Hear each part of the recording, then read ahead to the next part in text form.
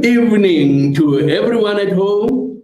Welcome to our program tonight where we are going to chat and learn a number of new things. And tonight we have a very special guest. You are going to enjoy what he'll be telling us. But before we introduce him, we need to hear from you. We need to welcome everybody who's here. I'll welcome our guests later on. But as always, I'm not alone. I'm with my co-pilot. To those who did not hear what I was saying, Goeienaand. Baie lekker om met die te wees vanaand. Dumelang bagaetsho. Dumelang sanibonani liperile.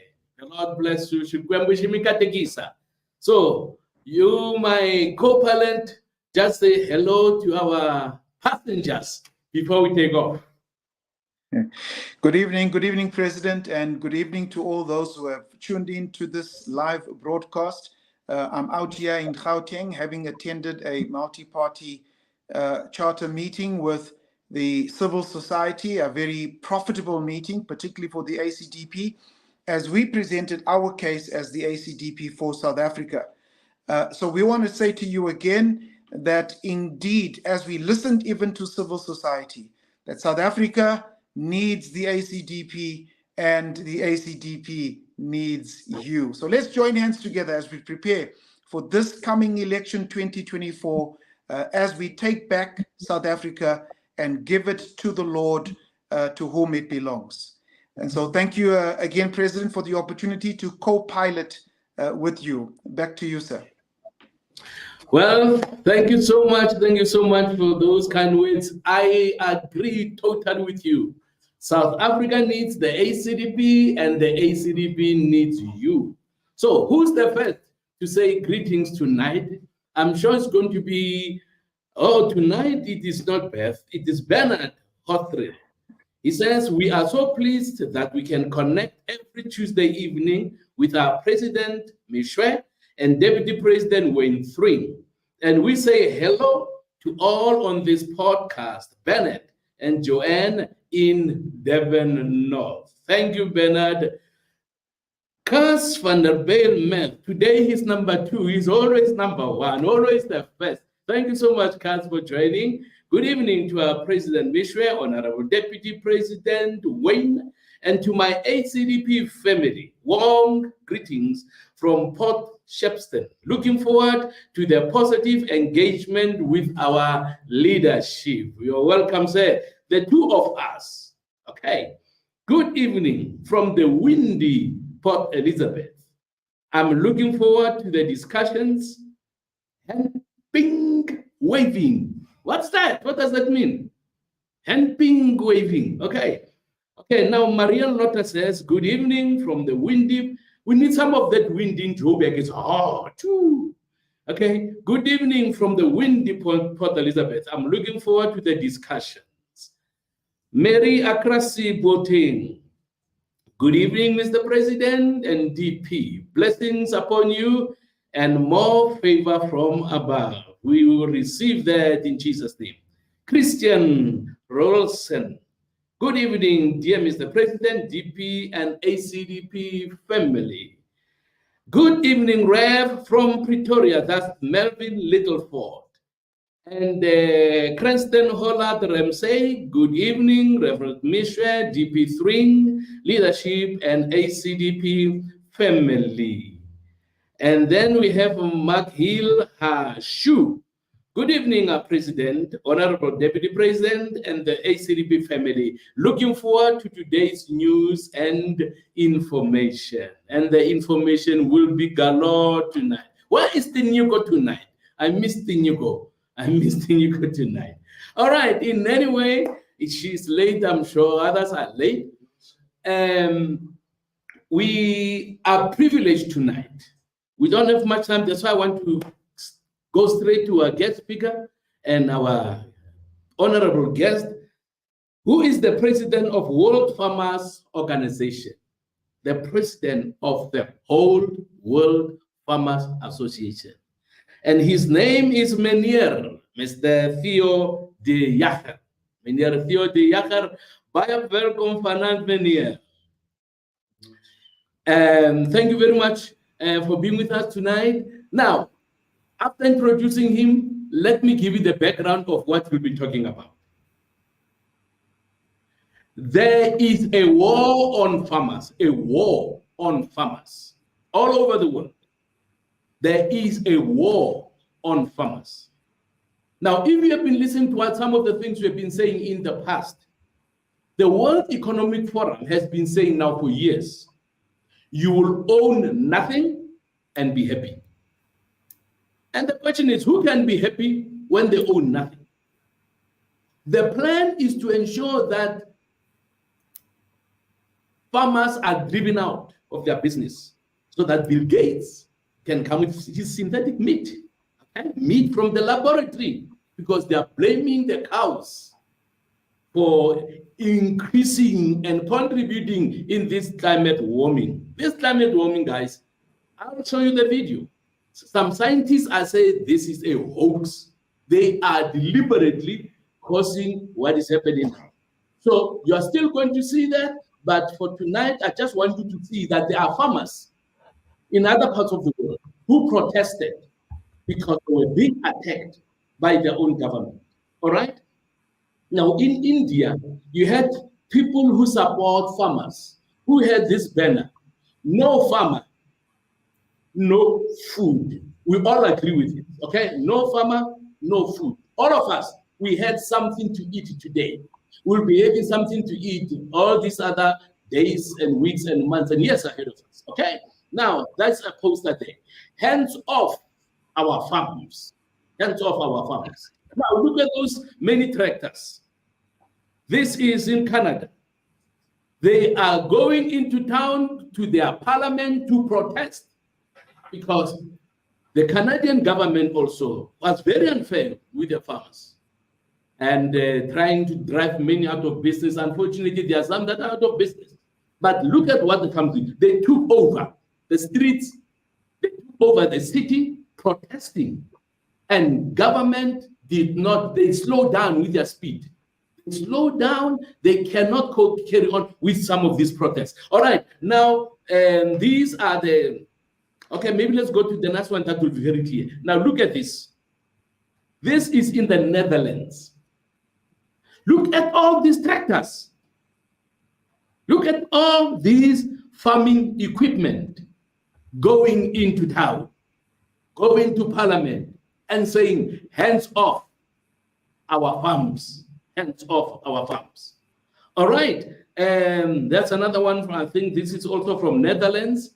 And that's all for now. Now, we are showing you this for you to know that there are farmers who are fighting back. Ladies and gentlemen, we are not going to put our heads on the block and say government can chop off our necks. We are not going to do that. Chop off our heads. We are not going to do that. We are fighting back. Okay, the last thing is a short video, 2 minutes maybe, short video to show you what's happening in South Africa. A strategy that is being used to drive farmers away from the farms so that they will stop farming. Now the question is, if they stop farming, where are we going to get food? That's why South Africans must wake up. Okay, now let's look at this video for a few minutes and then our guest speaker will be coming on. Ons is hier op die plaas goed hoop waar jong boer Kortgoose paar beeste het tyd bymekaar gemaak het, skuld gemaak het en so rukkie terug is al van sy beeste gesteel deur 'n bekende dief in die omgewing van Breitels, Kalelies deel. Polisie intimideer, mense intimideer. Hy is toe gebel deur Okkert se pa en gesê, look at all the cows that are dead. Look at those many cows that have been poisoned. Hulle gaan die beeste vergiftig. What we are seeing happening in South Africa is evil. 33 groot koeie. We must call it what it is, evil. They are killing people's livestock, farmers' livestock, to drive them away from the farms. All right? this is evil. We are going to talk about it. We are going to expose it, and we are going to say it must come to an end. Government knows about this because they don't do much about it. No investigations by the police. I heard that this happened on Friday. Until Monday, there was no police who came on that farm, and they knew about it. So, ladies and gentlemen, we must obviously ACDP. We have been standing with our farmers because we have common sense. Every person with common sense must stand with the farmers, because farmers and their workers, without their work, what are we going to eat? That's the big question that we can ask. So, okay, I think we can stop this. Look at that little calf. The mother is dead. The mother, look at that, look at that. Now, there is going to be an expense of digging graves for all those cows. An unnecessary expense. So, my brother Theo, you are aware of this. People have cried in your ear, I'm sure, all over the world. Can you tell us why you think this is happening? Afterwards, I'll tell you, give you my theory, but why do you think are farmers not supported by different governments? Why are farmers given a hard time when all these people who are giving them a hard time know that we need food to eat? Over to you, Mr. Dijakar. Thank you very much for coming, sir. Thank you so much, Reverend.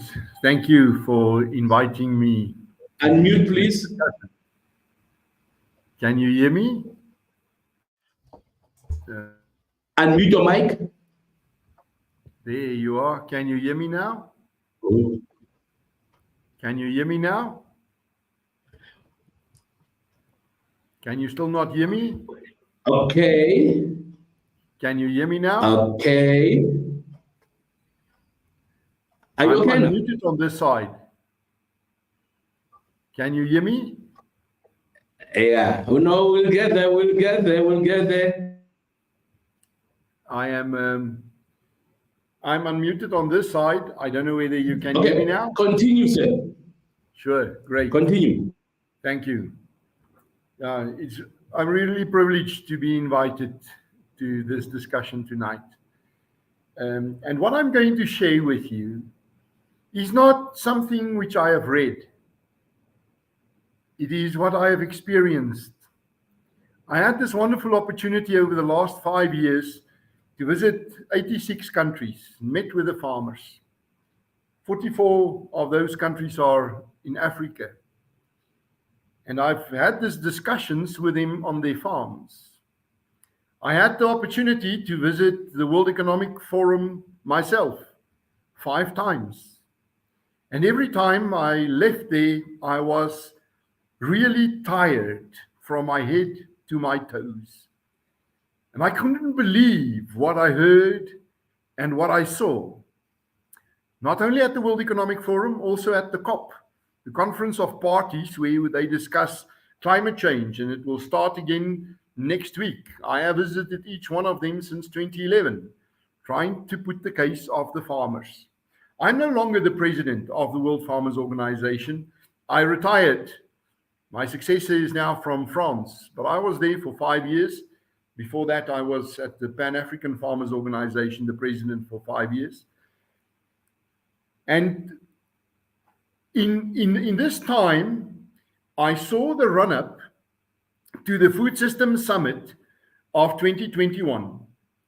It is as if mankind kind of stepped back for a while and looked at our whole food system and asked, what can we do better?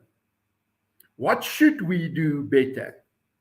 But in this process, a group of nations and a very specific group of scientists took the opportunity to try to bring a new paradigm into the relationship between mankind and his food. There are people who really believe that we can live in a world without farms, that food can come from factories much better than from farms, that we can serve mankind with 3 meals per day in the form of an energy bar which contains all the nutrients, everything our bodies need to be maintained. And it will bring much better equality amongst peoples. And farmers is political trouble all over the world. You saw the pictures of Reverend Musho.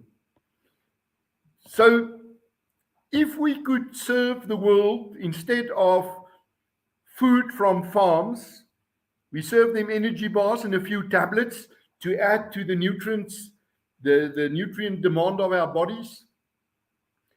You can have the global north to subsidize the global south. Maybe such an energy bar would cost €2 in Europe, and we would pay only 10 cents in Africa. And then they can control what we eat. No one will be too fat. Nobody will be too hungry. And we will have a world without hunger too. But food is much more than just the way we maintain our bodies. Food has a very special place in our society, in our social interaction. Can you imagine inviting your parents, your family, inviting your friends to a dinner of an energy bar and a few tablets instead of a proper braai? Food also has a very deeply religious meaning. There's a reason why the sacrament is about bread and wine.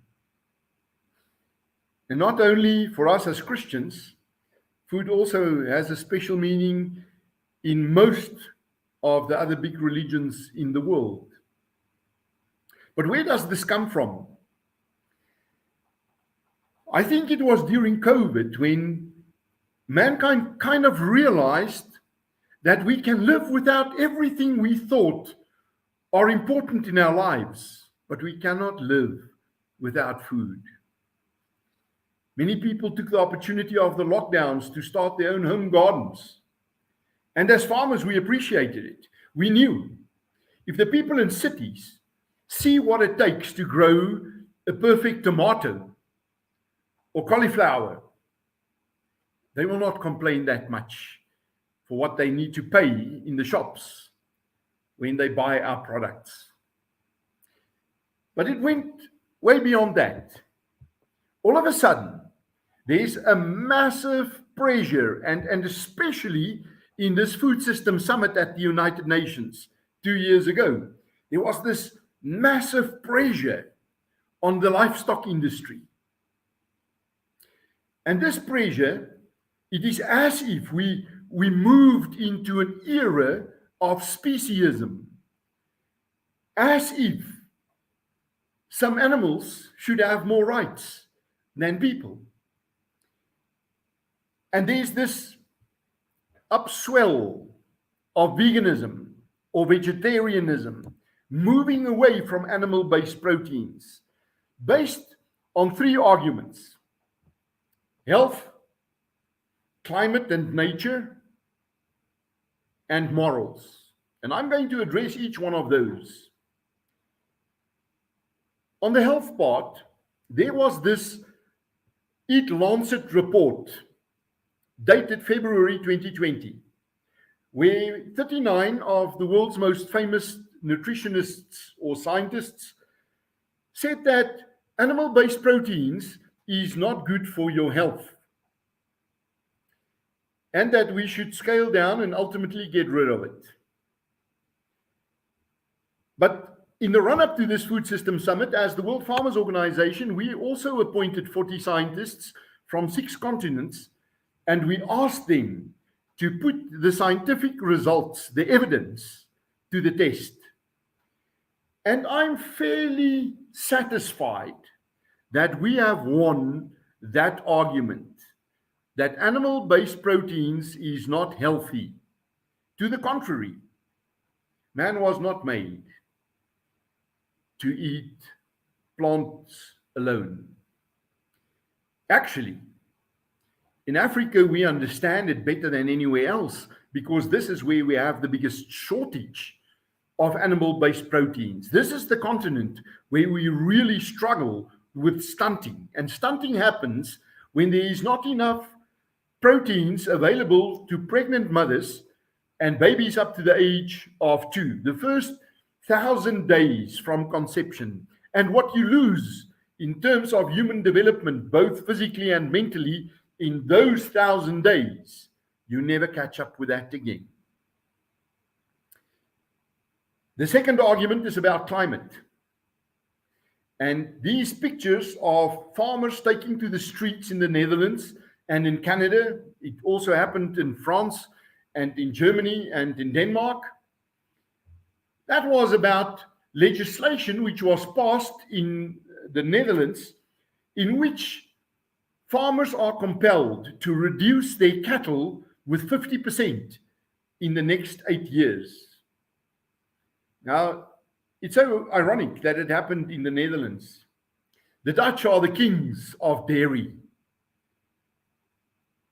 No one can compete with the Dutch when it comes to milk and cheese and butter and yogurts. The average Dutch cow, Friesland Holstein, today gives you between 33 and 34 liters of milk per day. This is what they want to reduce with 50%. And in that legislation, they say in the preamble that they understand that in Africa, certain parts of Africa, it cannot be repeated because we have the shortage. And they quote Ethiopia. They say in a country like Ethiopia, we should actually allow even more cattle. The fact is that the average cow in Ethiopia produces around 1 liter of milk per day. This is what they say we can allow more for. Already, there are more cattle than people in Ethiopia. So if you need to feed an extended family, a village, with 100 liters of milk per day, you can service that with 3 Dutch cattle or 110 Ethiopian cattle. And they say they want to do it for the sake of the climate, which knows no international boundaries, which covers us all. It simply does not make sense. The numbers does not add up for us as farmers. What we really need is we need more Dutch cattle in Ethiopia. It will not happen because the implication is Dutch investment in Ethiopia. And the Dutch will not want to invest in Ethiopia because they do not have a policy environment which is conducive to profitable investment. We should address that, not reduce the cattle in the Netherlands in any way. The argument against cattle is based on methane emissions. They eat grass in their first or 4 stomachs, where that grass is digested. Methane is one of the byproducts, and it is emitted, and it's a rather aggressive greenhouse gas with a very short lifespan. About 10 to 12 years before it breaks down into 2 elements, carbon and water. The water comes down as rain, and the carbon is sequestrated again by those very same grazing fields, the plains, the savannas. When cattle graze the grass, you have new growth, new sprouting. And new growth means more photosynthesis, more sequestration of carbon, taking the carbon from the atmosphere and putting it back where it belongs, in the soils. It is not nearly as damaging as drilling for the ancient sources of carbon in the form of coal or oil, which is driving the energy sector and the transport sector. So blaming the farmers and the cattle is simply either a misunderstanding or a very purposeful effort to demonize livestock. Which brings me to the third argument, the moral argument. They don't want us to kill animals, to eat it. And you must understand where that comes from. You know, we already have a second generation, even in South Africa and elsewhere in the world, the third generation of people who no longer have an uncle or a grandpa who lives on a farm. The connection with the land has been broken through urbanization, with nearly 2/3 of the world now living in cities. For those people, the experience of food ends in front of a shelf in the shop. But the world behind that shelf is totally unknown to them. And I personally blame Walt Disney. He was the guy who brought animals into our homes on television screens with big eyes and long eyelashes, speaking in human tongues and asking not to be eaten. But in real life, the process goes like this. I've seen it in 5 countries where I had the privilege to attend 5 general assemblies of a national farmers organization. And the first one was in Germany, where they started off with regulations and later legislation on animal welfare. Nothing wrong with that. We need better animal welfare. Every farmer owns it to himself and to society to take better care of animal welfare. But very soon, animal welfare is translated into accommodation. They want better cages, better kraals. And animal accommodation is inspected in terms of animal comfort. And animal comfort is quickly translated into animal happiness, as if we know what makes animals happy. And then it moves on to animal rights and the right to live and not to be eaten. At the 2020 World Economic Forum meeting, I sat on a panel with somebody from then still the Queen of England, of her staff members, who is running an anti-hunting campaign. And on the screen, he had put a picture of me and one of my children in the hunting fields where there was a gun and a blauwildebeest who was shot, saying how cruel. These guys are teaching their children to shoot animals simply because they have beautiful horns. So I quickly Googled a picture and I put it on of a zebra being hunted by wild dogs. And another video clip of an impala being caught by a crocodile. And I said to her, ma'am, in Africa, we understand that we have no moral lessons to learn from nature. Nature is brutal. Nature is absolutely cruel. This bullet from a hunter is the best death an animal can wish for, because out there in nature, it's not so quick and painless.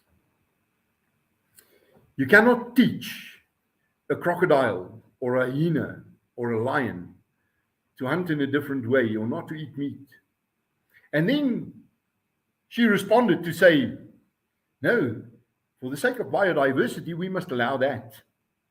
Of course, they can be predators and eat other animals. So I asked, what gives them more rights than me? Why can't I eat meat? You see, it is when you have this disconnection, when you don't really understand the workings of nature because you never go there, when you get lost in the cities, that you have these tendencies to fend off. And as farmers, we are standing on the sharpest edge of these attacks on animal-based proteins. But ladies and gentlemen, it is not really about health. It's not really about the climate. It's not even really about the moral side of it. It's about money. And just follow the money. It's about the centralization of power and capital in our food chains. It's about people who got sniff of the possibility to control proteins in the world in the same way as we have seen through COVID, that our healthcare system is really in the hands of 6 or 7 big multinational companies. And we are all dependent on them for the vaccines, for medicines. Can you imagine if those companies can get their hands on the world's proteins? And then we will all be delivered to them. So there's a growing tension between these big corporates and family farmers. And there are 1.4 million of us. Farming is the oldest profession in the world. There was a time when all of us were farmers. Today, we can be teachers and architects and lawyers and policemen because there are still enough of us who are farmers, can feed the world. But it's also the biggest profession still, and it's also the best organized profession in the world, from local level up to an international apex, fighting for the rights of the smaller and the medium-sized entrepreneur. It's more than just about our livestock. As the Reverend have alluded to,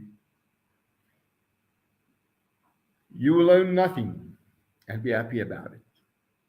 Do you realize that the very idea of private property started when mankind domesticated animals?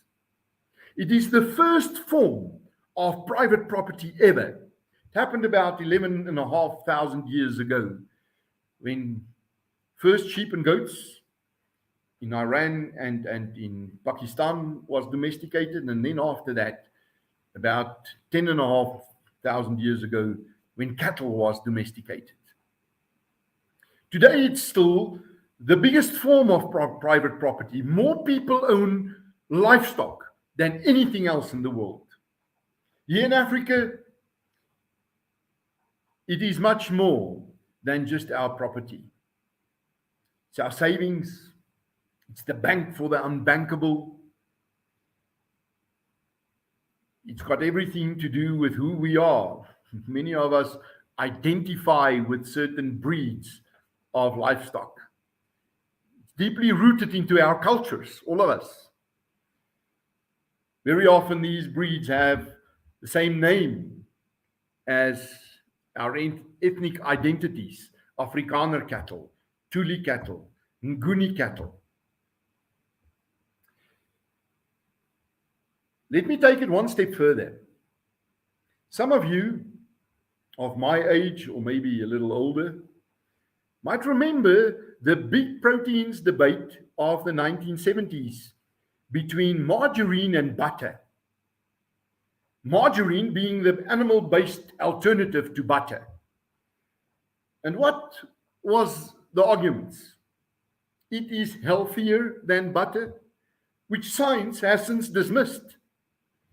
But still today, certain margarines have on their cup, "Save father's heart, give him margarine." It's nothing more healthy. It's just more convenient to use. It's easier. But the fact is that any smallholder farmer in Cameroon or Gabon who owns one cow can make butter. To make margarine, you need a complicated technology, a big factory. You need a distribution system. Not anyone can make it. Margarine has put what we spread on our bread in the hands of a few big companies, Nestle, Danone, Unilever, whilst butter is in the hands of more than 1 billion livestock owners who can milk a cow. So our struggle is the struggle for the family farmer. Why? Because urbanization is one of the strongest forces changing the face of our planet. More and more people move to cities every day. Our struggle is a struggle for a rural alternative to urbanization. We want young people to be able to choose not to go to cities. And the only way to do that is to have an economically viable alternative for agriculture to be profitable, so that the smartest young minds can choose farming as a career. When big companies take over farming, like what happened with Land O'Lakes in the Midwest, like what happened in the eastern parts of Australia, they don't use the local lawyer in a small town, the local bookkeeper, the local agent for agrochemicals and for seed and fertilizer. They go directly to the manufacturers. And then small towns topple over. I farm in Tsenin. My district is a battlefield of failed little towns. Triggersdal, Ofkulaku, Rubbervale, Gravelot. And then the bigger towns start to tumble over. And at the end, we end up with a few big towns and cities. And big farmers grow bigger, and small farmers have no future, and it becomes like playing Monopoly. It always ends the same. One or two owns everything, and the rest must be happy to own nothing. Thank you, Reverend. Thank you so much. Thank you so much. That was very, very informative. Demons as skeletons, ne? There's almost skeletons. They want a few people to own everything, and we own nothing. Brothers and sisters, friends, we are not going to allow that. We are going to fight back. Seriously, we must stand behind our farmers. He is correct. Farming is the oldest profession on earth. After God created Adam and Eve, the first job they were given was to till the land. So now these people want us to stop tilling the land and go to and have, rather than have braai as families, we have a chocolate bar and some tablets. No proper food, no cooking and all this stuff. And no, we're not going to allow that. Okay, let's hear what you are saying and questions for those who have questions. Rugin DS says, can't imagine life without a braai. I agree with you. Can't imagine life without a braai. We don't need tablets. And Johan says, without the farmers, we will all starve. That's var menier du doy. That's var. And Clotilde Puti says, farming helped the Roman economy grow. It surely will help South Africa too. Okay, South Africa's economy too. Before I read the next one, somebody whispered into my ear and said, no, this man must become our next Minister of Agriculture. How do you like that? Then all the farmers will be at my throat. Why? Because we're going to help them. We're going to make sure that they prosper and their business, rather than allow a monopoly of these big companies taking over everything, we'll be having the family farming that we are talking about. Yeah. You see, a family farmer is not big or small or rich or poor or black or white or well-established or a newcomer. It's about a family earning a living from the soils. Okay. All right. Let me get comments. Thank you so much. We have Marianne, if I'm so correct, Marianne Lotta says, food is life. Fresh produce from farms is important for our bodies. It's also a way to increase social well-being. Farmers are valuable and they must not be pushed aside. Thank you for fighting for the farmers. Thank you, sir.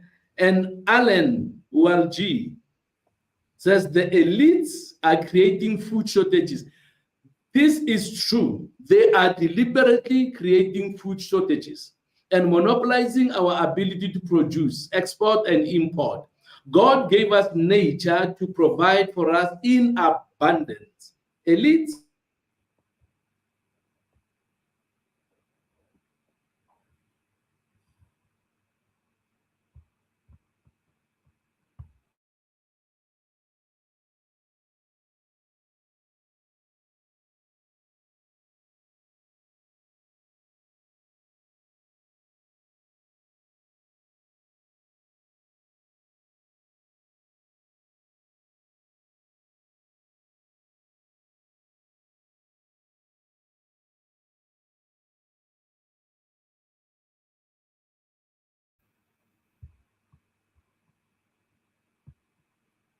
It has frozen on my side.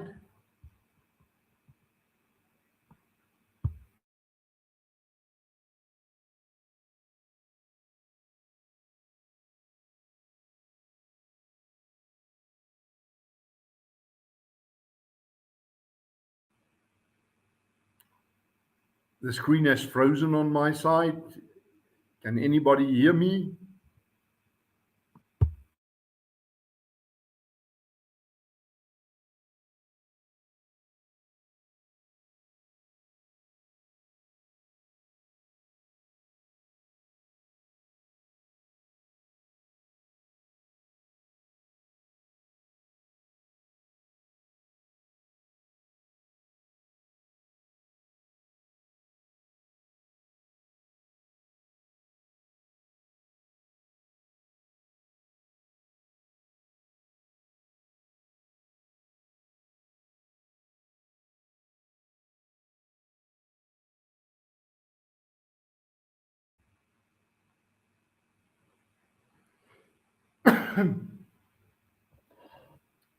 Am I still on?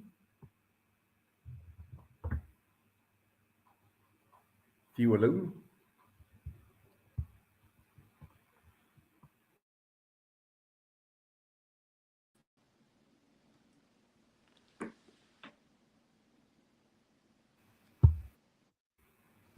Now, Good why? evening, sir.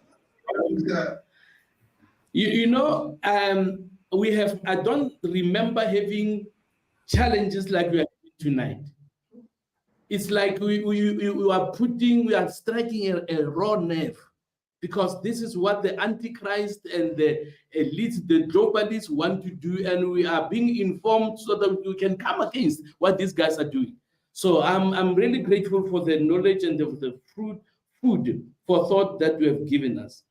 Okay, imagine they say they want to control all the food that we eat so that nobody will be fed and nobody will be, we'll all be the same size. Whose business is that? If a person wants to be have a big figure, it's none of their business, you know. But it is about control. You are correct, sir. It is about control. They are not going to control us. We are refusing. They're not going to control. DP, you had something to say, sir?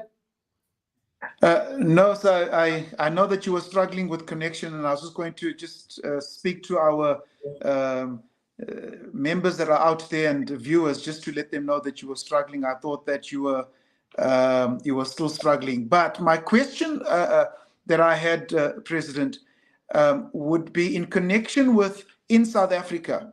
I spoke to the Minister of Trade and Industry about cooperation between our white farmers and the black farmers. Because what we are not seeing is the skills transfer. Many of the other political parties talk about economic transfer, but it's economic transfer without skills.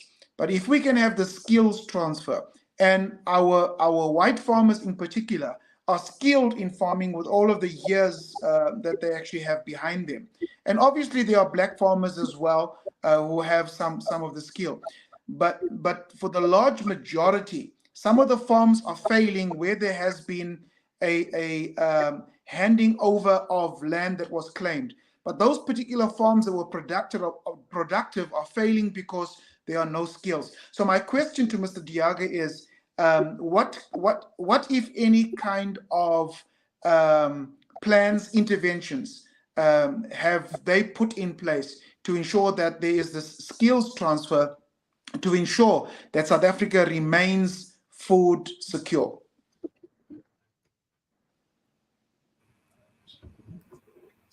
I did not go there. You lured me into this. And I'm going to be very frank about this. Forgive me for it. I'm going to address this in farmers' language. In South Africa, we have failed to develop a class of profitable farmers from amongst the beneficiaries of land reform. And it's not the problem, or it's not of any wrongdoing by the beneficiaries themselves. To put it very bluntly, I want to see the white farmers who can make a success out of the circumstances in which we expect the black farmers to make a success on land reform farms. Because it's either on restitution farms, and that's a rights-driven process. And when it comes to farms, it's 99% of those farms were claimed by communities. And then they get title deeds in these communal property associations. Some of them are up to 4,000 or 5,000 owners. And everybody's farm is nobody's farm.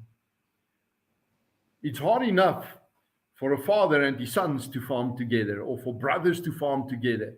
Imagine having 1,000 partners. Everybody wants to say, everybody wants to share, especially when the harvest comes off. And in the restitution program, where you deal with people who really want to be farmers, individuals and families, title deeds are not being transferred. We do not have one beneficiary who got title deeds in the PLAS or the LRAT processes. And if they don't own the land, they have no security. They cannot access financing. They are dependent on government to be their bank. Government is a very poor bank. The money never comes at the time when they need it. And the seasons would not wait for government. And if you would allow me, I want to differ from you when it comes to the skills transfer. Because in South Africa, rural people, rural black people do not need to be taught about cattle or about maize. They walk behind the cattle from where their legs can carry them, 4 or 5 years old. They know cattle. They know maize. They can farm. But what they struggle to do is to make a business out of it. It's the business skills. Farming must be profitable. If it's not profitable, it's a welfare case, and we have way too many of those. The reason why still today, more than 95% of food which we buy from shelves and shops, which are not imported, comes from white farms, is because black farms are not profitable. And they are not being empowered to become business people on those farms, because they are being set up for failure. In our home organization inside, our black members are mostly beneficiaries of redistribution, the PLAS schemes. We sit with 38 court cases pending in one district, Gert-Sibande, Ermelo, where these farmers now get towards the end of their lease agreements, 5 years and 15 years. And most of them are relatively successful. They earn a livelihood from their farms. But now government tells them, we are not going to renew your lease agreements because there is a deputy mayor who will take over your farm, or a municipal manager, a better connected guy, a cadre who gets the land. So what's the chance of creating this class of competitive black farmers? Land reform, the way it has been designed in South Africa, is a bottomless well of corruption and nepotism. Just dust off the Motlanthe high-level report of February 2019. Read that report again, and you'll understand why it has been swept under the carpet. And it's not what farmers said about it or what opposition parties said about it. It's about Motlanthe himself said. This is a well of corruption. We need a special investigation into the extent of nepotism and corruption in land reform. Whilst the war of our generation is a war on poverty and hunger, if we lose this war, the next generation will not be in position to fight it again.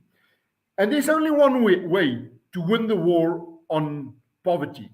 That's by creating wealth. And there's no sector of the economy of our country which can create more wealth in a shorter space of time on a broader basis than agriculture can.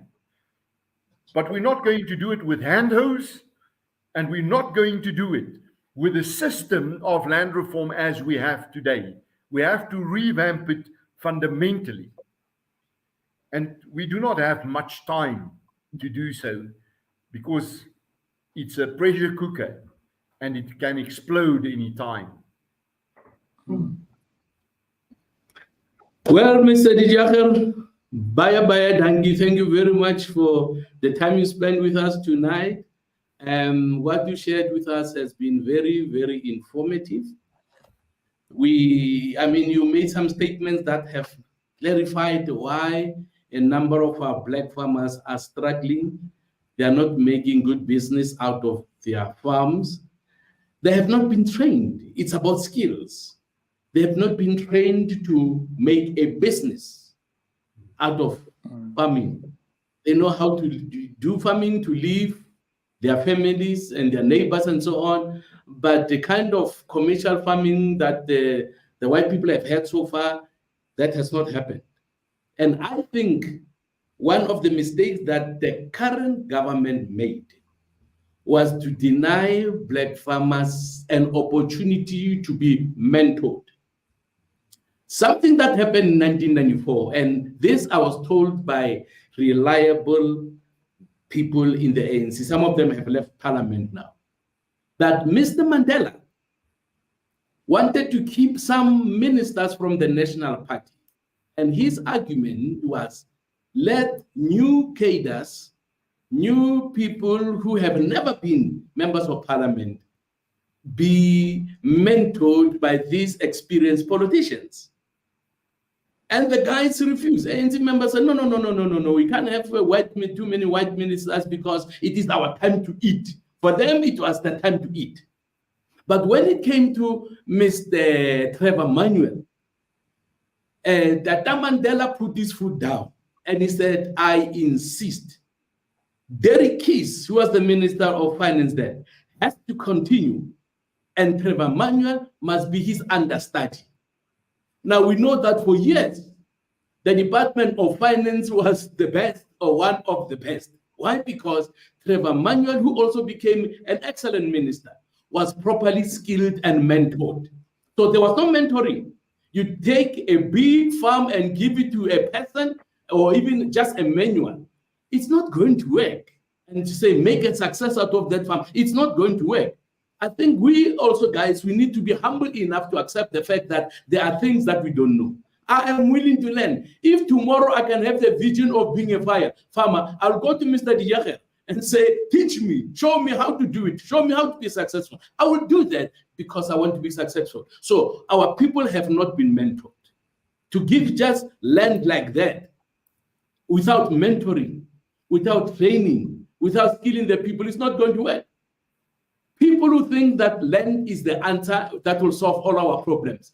How many people that have come from outside South Africa, come from Zimbabwe, come from the DRC, from wherever, many of them will tell you we had farms, we have land, but we left them. Why? Because because of the situation there, and some of them could not be as profitable as they could be. So what am I saying? What Mr. De Jager said was correct. If you have a question that you did not understand, write it down.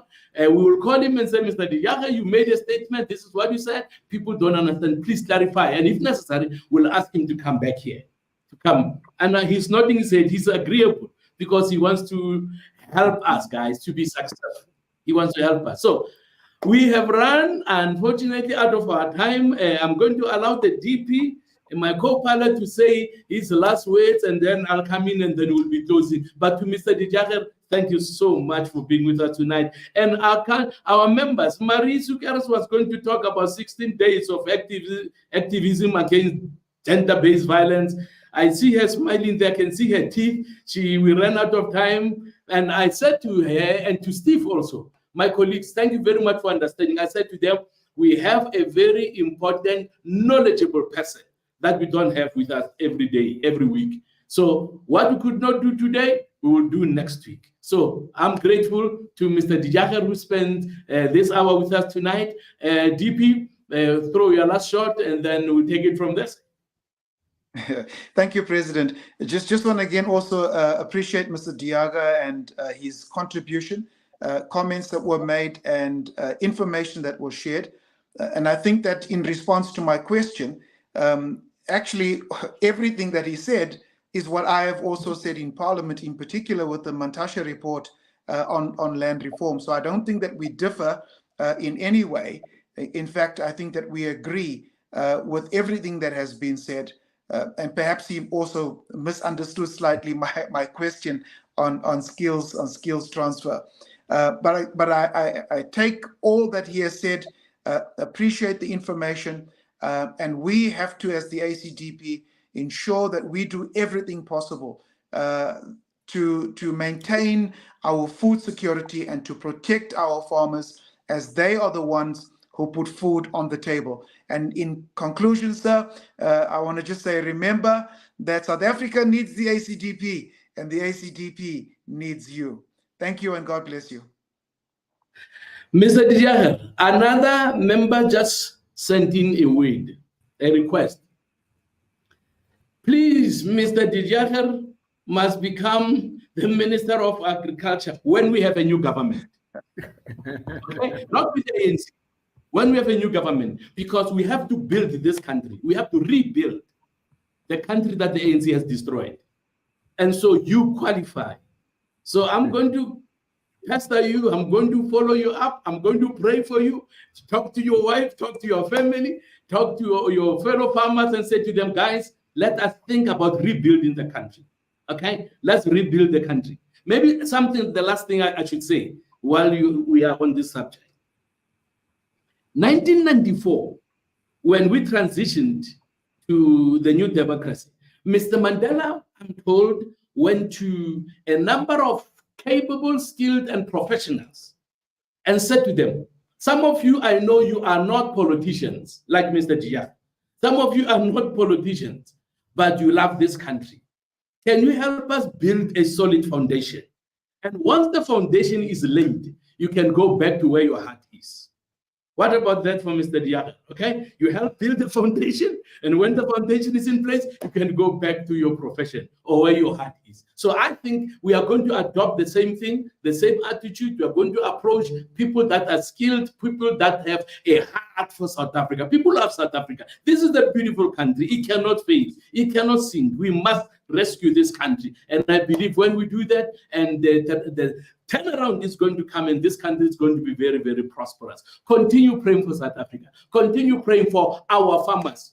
We do not want our farmers to go to the DRC because African countries are taking them, and they're successful in the rest of Africa where they are. And the success that the other people enjoy them, they should be enjoyed in South Africa. So I enjoyed the program tonight. I have hope for this country. To have people like him, I have hope for this country. South Africa will be saved. Mr. De Jager, all our friends, my co-pilot, and those honorable members that did not get that opportunity, you'll get the opportunity next week. But thank you very, very much for being with us tonight. I trust that you are blessed and you have learned something, you have gleaned something, and you see now the importance of praying for our farmers to be successful. We don't want to have snacks in a lunch bar and a tablet, and they say that is a meal that is sufficient for us. No, we don't want that. We want to till the land, as God in the beginning said to Adam,